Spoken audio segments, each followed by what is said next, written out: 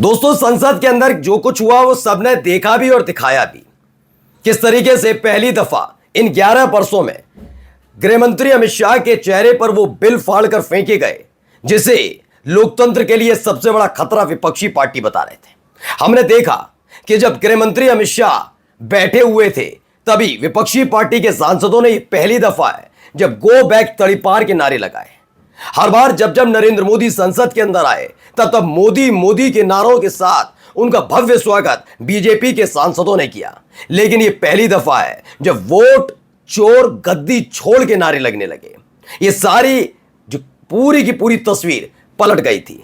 लेकिन एक ऐसी तस्वीर थी जो किसी ने आपको ना दिखाई होगी ना बताई होगी। एक ऐसी खबर जो गोदी मीडिया के एंकर बताने से न केवल गुरेज करेंगे, बल्कि वो जानते हैं कि अगर उन्होंने बता दिया तो गुर्दे छिल दिए जाएंगे। इसीलिए वो खबर मैं आपके सामने लेकर आया हूं। खबर ये कि कल तक लंबे समय तक इंतजार करवाने वाले मोदी शाह एक नेता का घंटों तक इंतजार करते रहे।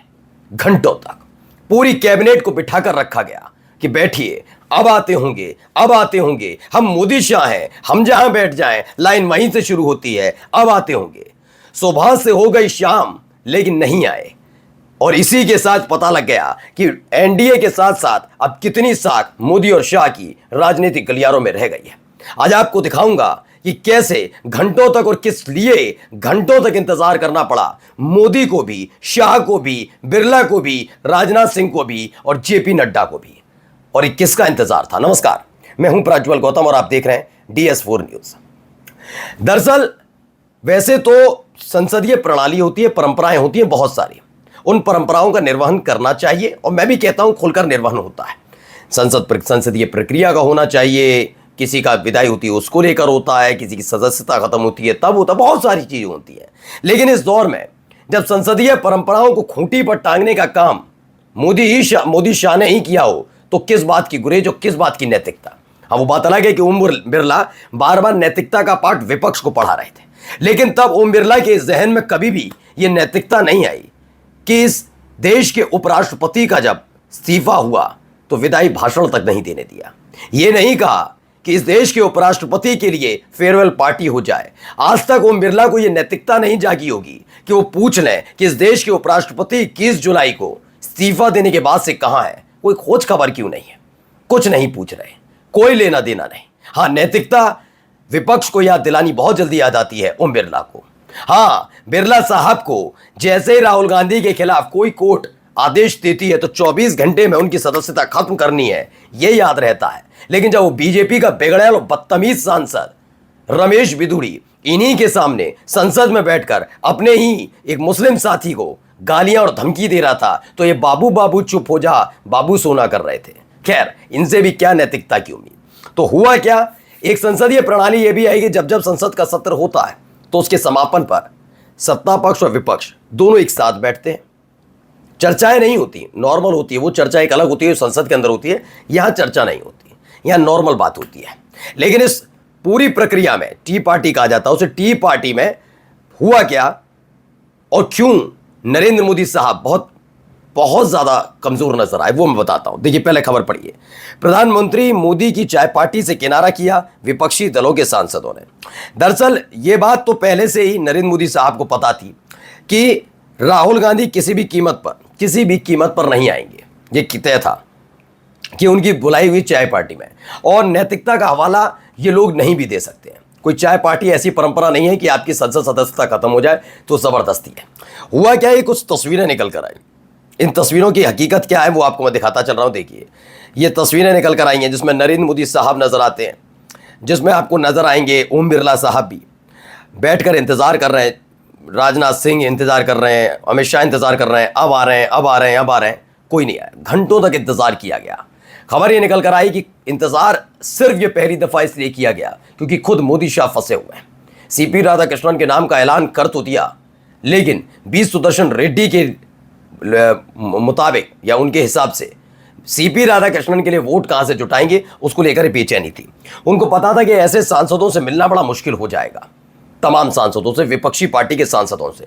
इनको यह भी पता था कि राहुल गांधी नहीं आएंगे, यानी पहले पूरा चलता था ना, खेल चलता था पहले की राजनीति में कि एक दूसरे का पर आरोप भी लगेंगे, तमाम चीज़ें होंगी, लेकिन मिलजुल कर पहले क्या होता था, संसद के अंदर भी ऐसे ऐसे बयान दिए जाते थे जिससे पता लगता था कि सिर्फ वैचारिक मतभेद हैं, मनभेद नहीं है, ठीक है ना। फिर धीरे धीरे चीज़ें बदली और मोदी शाह के टाइम पर भी ये स्थिति बनी कि हाँ, लोग मुलाकात, शुरुआत में बता दो 2014 के करीब कि बीजेपी का मोदी शाह का विरोध है, बीजेपी का विरोध है, सरकार की योजनाओं का विरोध है, लेकिन बाद में मुलाकातें होती थी अच्छी खासी।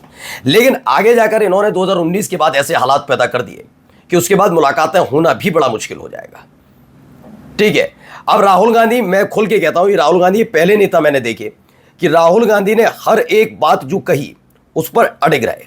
मैं बता दे रहा हूं उदाहरण के तौर पर यह कि उन्होंने बताया कि अगर मेरे समर्थक आपको पसंद नहीं करते तो यकीन मानकर चलिए मैं भी बिल्कुल पसंद नहीं करूंगा। यह नहीं कि मैं सिर्फ बुराई के लिए आपकी बुराई करूं, आलोचना के लिए आलोचना करूं, आरोप के लिए आरोप लगाऊं और उसके बाद गलबहियां कर लूं, यह नहीं कर पाऊंगा, यह नहीं होगा। मैंने किया था एक बार, संसद के अंदर गए थे ना राहुल गांधी गले लगने, उसके बाद क्या कर रहे थे नौटंकी नरेंद्र मोदी साहब, क्या कर रहे थे नरेंद्र मोदी, सबने देखा ना।